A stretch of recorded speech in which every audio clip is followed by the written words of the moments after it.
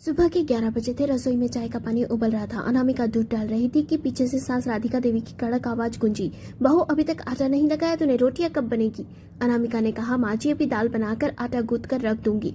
राधिका बड़बड़ाने लगी, हर काम में देरी, एक काम सही समय पर नहीं होता। अनामिका ने आटा परात में निकाला और चाय छानकर सास को दे दी। राधिका ने चाय का एक घुट पिया और तमतमाती हुई रसोई में गई और चीखते हुए बोली, इसमें इतनी कम शक्कर क्यों है?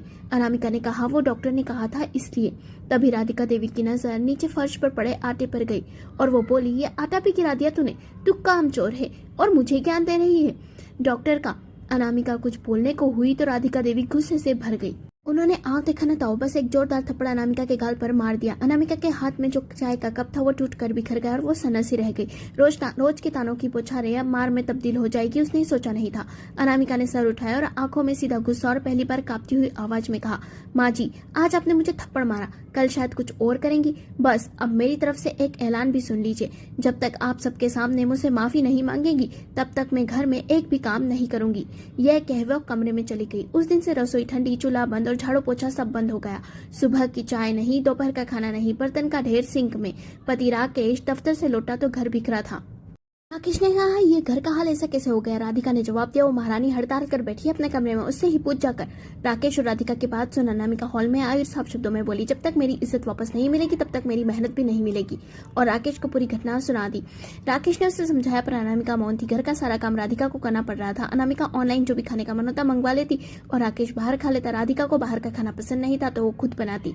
2 दिन में ही राधिका की कमर और घुटने जवाब दे गए थे। पूरे 2 साल से अनामिका ही सब कुछ संभाल रही थी। काम करने की आदत नहीं थी अब राधिका को। बर्तन मांजते मांजते हाथ छिल गए थे और झाड़ू पोछा लगाते लगाते सांसें फूलने लगी थी।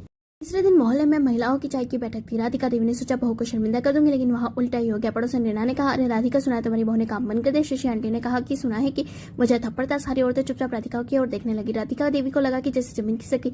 अनामिका ने यह बात अपने पड़ोसन की बहू को बताई थी तो ये बात पूरे मोहल्ले में फैल गई। अनामिका अपनी देवी जैसी सास का असली चेहरा सबको बताना चाहती थी, उन्हें शर्मिंदा करना चाहती थी, इसलिए उसने जानबूझकर ये किया था। शाम को घर लौटकर उन्होंने अनामिका को बुलाया। ने धीरे से कहा, बहू मोहल्ले में मेरी नाक कट गई, लेकिन मैं मानती हूँ गलती मेरी थी। अनामिका ने कहा, माँ जी गलती से किसी की इज्जत पर हाथ नहीं उठाना चाहिए। मैं फिर से काम तभी शुरू करूंगी जब आप मोहल्ले के सामने मुझसे माफी मांगेगी कि आपने गलत किया। अगले दिन मोहल्ले की महिलाओं की बैठक में राधिका देवी ने सबके सामने कहा, मैंने गुस्से में अपनी बहू पर हाथ उठाया, ये गलत था। आज मैं वादा करती हूँ ये गलती कभी नहीं होगी। अनामिका ने उनके हाथ थाम कर कहा, माँ जी अब ये घर हम दोनों मिलकर चलाएंगे सम्मान और प्यार से। उस दिन के बाद मोहल्ले में बस एक ही चर्चा थी, वो बहू जिसने सास को सबक सिखाया और सास जिसने अपने अहम को छोड़ दिया। कहानी पसंद आई हो तो लाइक करें, शेयर करें और कमेंट करना